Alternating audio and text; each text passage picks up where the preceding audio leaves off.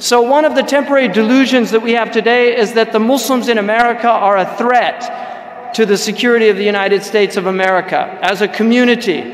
One of the delusions in the United States today is that somehow Sharia law is a threat to the United States of America. We have states that are passing anti-Sharia laws.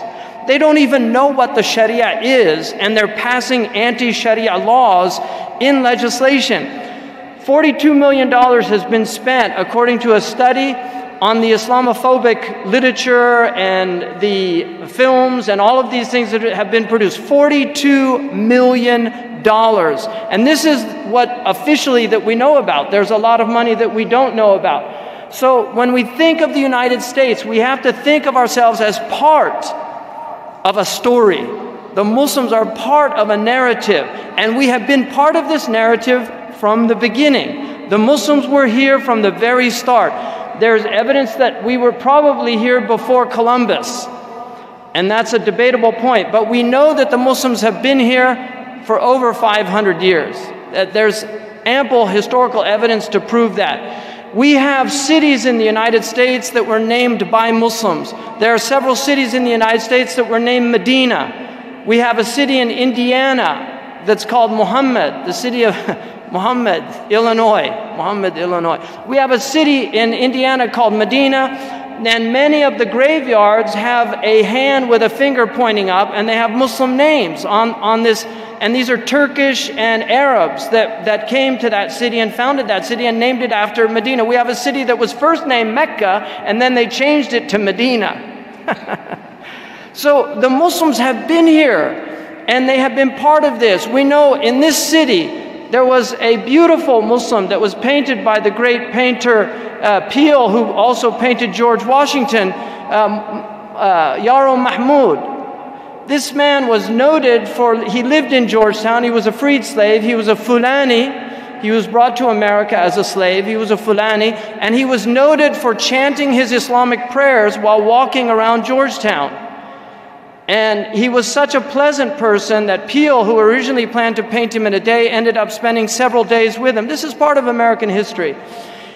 Islam is the only religion that was honored. If you go to the Library of Congress, it is the only religion that is mentioned. If you look at the dome above the Library of Congress in the main hall, you will see Islam. All of the other names are names of civilizations, but Islam was singled out because of its contribution to human knowledge. And this is really important for us to remember. So we have been part of this story. Muslims fought in all of these wars in American history, fought for this country. Muslims died in World War II for this country, in World War I. In the Civil War, there were Muslims fighting. So this idea somehow that we're alien is a completely unacceptable idea. The second thing I want to emphasize about it is that the Muslims, many of you are immigrants in the post-1965 Act of Immigration, which enabled people to come to this country from countries that traditionally it was very unusual. There were always people from these countries, and Jefferson actually mentions Mohammedans and Hindus as people that he wanted to feel safe living in America. So he mentioned this in his letters about his Virginia Act of Toleration.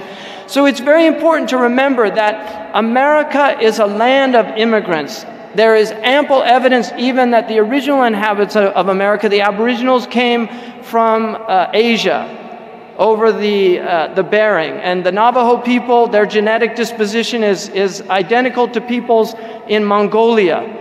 So everybody that has come to America has come as an immigrant, even the original inhabitants of the New World. So it's very important for us to remember that America is a story of immigrants, and that you are part of that story. Those of you who have come late are still part of that story, and you cannot see yourselves as somehow as foreigners. America has always had accents. Always. There's no point in American history that there were not Americans with accents. When Tammany Hall was at the height of its power, many of those politicians spoke and gave their speeches with Irish brogue. And they were part of America. They were embraced sometimes, and other times they were not. They were fought. And they had to duke it out on the streets until they found their place at the table. African Americans, this is one of the both tragic and great stories of this country is the African American story.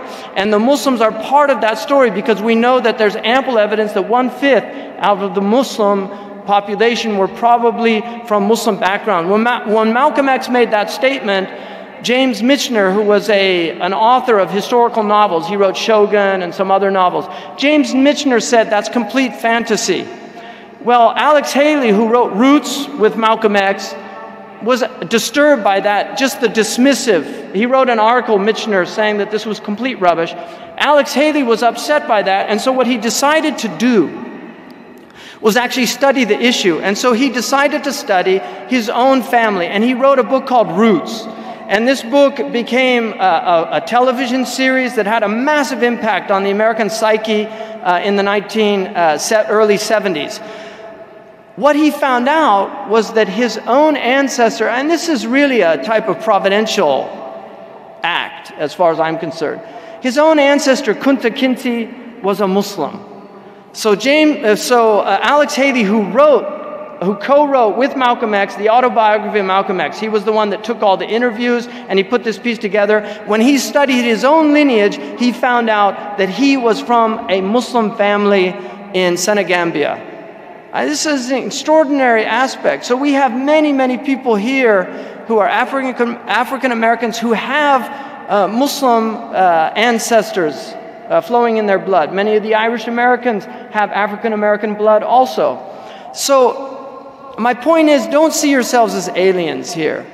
Alien acts are always thrown out in American history. America has temporary delusions, but it's the people that call them back to their sanity. Those are the voices that we have to listen to, and those are also the voices that we have to project from our own community. And so this is the second aspect of this, and then I want to conclude with something about our own community that's deeply troubling to me.